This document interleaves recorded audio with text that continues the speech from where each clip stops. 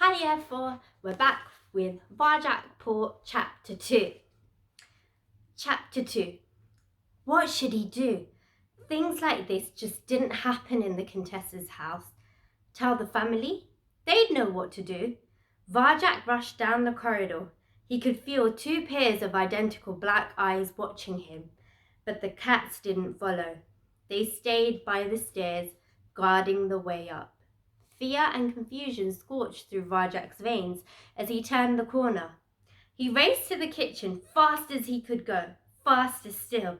Who were these cats? Who were the men? What did they want? He skidded to a halt by the kitchen, hesitated by the doorway. Everything seemed so normal. The whole family was in there. They were eating supper, munching and crunching from rows of china bowls, neat and regular, bowls of food, bowls of water, round white saucers of full cream milk. He felt like a stranger watching from a distance. They looked so grand with their perfectly groomed silver blue fur, their green eyes, their tidy little collars around their necks. So you're ready to behave like a proper blue? Said Father. Very good. Have you washed your paws? Said Mother. There are cats, shouted Varjak. There are black cats in the house, and they... Varjak, said Mother. They came with a man. Varjak, said Father. He's gone up to the Contessa's room. There was silence in the kitchen. The munching and crunching stopped. They all watched him, one great green accusing eye. I just don't understand him, muttered Father. Why can't he be like everyone else? You haven't washed your paws, have you, sweetheart? Said Mother. She came over and started scrubbing. Varjak bit his tongue. No one believed a word he said. It wasn't fair. In the middle of his family, he felt friendless and alone. Come and eat with us, Varjak, said Cousin Jasmine. The food's ever so nice. Jasmine's voice was cool and smooth, like milk in the morning. I don't want to eat, he tried to explain. There are black cats in the house. Oh, who cares about what that little insect does, said Julius. I'll have Varjak's food. You have to eat to build your muscles. Julius puffed himself up and tucked into Varjak's bowl. Jasmine looked impressed. You hear that, Varjak? Said Father proudly. Julius is a proper Mesopotamian blue. Varjak bristled. Julius might be the family hero, but Varjak knew something no one else did, something important. How could he make them believe him? On Jalal's name, I swear it's true, he insisted. The cats are guarding the stairs right now. I looked into their eyes. He shivered at the memory. They're all black. Enough, yelled Father. That's enough of these tales. He spat out the words, tales, with particular disgust. Ah, but some tales are true, said Elder Paul quietly. Why don't you show us, Varjak?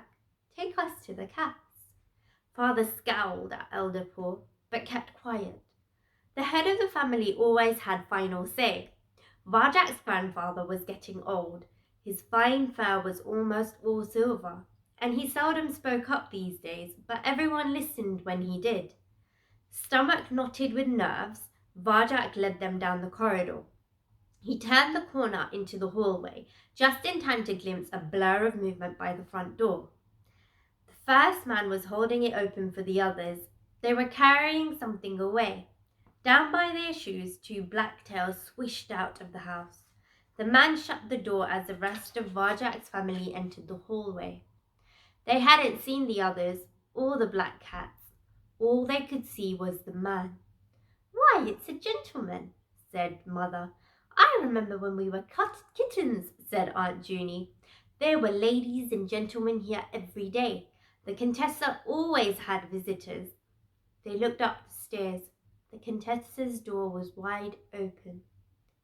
There was no one in her room. It was empty. Surprise rippled around the family. Not knowing what to think, they peered up at the gentleman, all except the elder Paul, who seemed thoughtful, as if he was trying to remember something. The gentleman pointed up at the Countess's room and said something in his voice like thunder, high above their heads. Then he crouched down, bringing himself closer to their level. His wet pink lips smiled at each of them in turn. Varjak glanced nervously at the front door. The black cats hadn't come back. He hoped they wouldn't. With a flourish, the gentleman brought something out of his pocket. He held it out on his waxy white hand and murmured to the family. Curious, they edged a little closer to see what it was. A toy mouse. Small, grey, furry. It was perfect in every way, so precisely detailed it could almost be alive. The gentleman placed it on the floor in front of them. Varjak sniffed the mouse. It even smelled real. A tingle of wonder ran through him. He'd always wanted to hunt a mouse. Let me see that, said Father. He examined the toy. Amazing, he purred, and batted it across to Julius. Julius flipped it stylishly through the air, to Jay, to Jethro, to Jerome. They giggled. Varjak wondered if he'd get it back. Probably not. What a beautiful toy, said Mother. It's the best present we've ever had, cooed Jasmine. The gentleman smiled and stood up to his full height. He waved at them to follow as his shiny black shoes went clicking towards the kitchen. Jay, Jethro, and Jerome raced to be first beside him. Come on, said Father. Let's see what he's going to do next. In the kitchen, the gentleman was spooning something into their bowls. It was an oily black paste with a sharp fishy smell. Varjak's nose wrinkled at it. Oh, he said. That's caviar, whispered Mother. The rarest, most expensive food in the world. Treats like this are only given to the finest pedigree cats, purred Father. The gentleman knows how important we are. The man put the bowls back on the floor, heaped high with fishy food, and beamed down at them. His pink lips glistened as the cats started to sniff the caviar. He nodded, turned, and left the kitchen, smiling all the way. What was all the fuss about, Varjak? Said Father the moment he was gone. And that black cat nonsense. I'm calling a family council, interrupted the elder paw. Now! Everyone is to attend, even the kittens. But Elder Paw, protested Father, eyeing the bowls of caviar, family council is only for emergencies. It's now, repeated the Elder Paw. Now in the front room. The Elder Paw strode away. Varjak glanced anxiously at his father's face. It was twisted with speechless rage. And that's the end of chapter 2. I will see you tomorrow for chapter 3.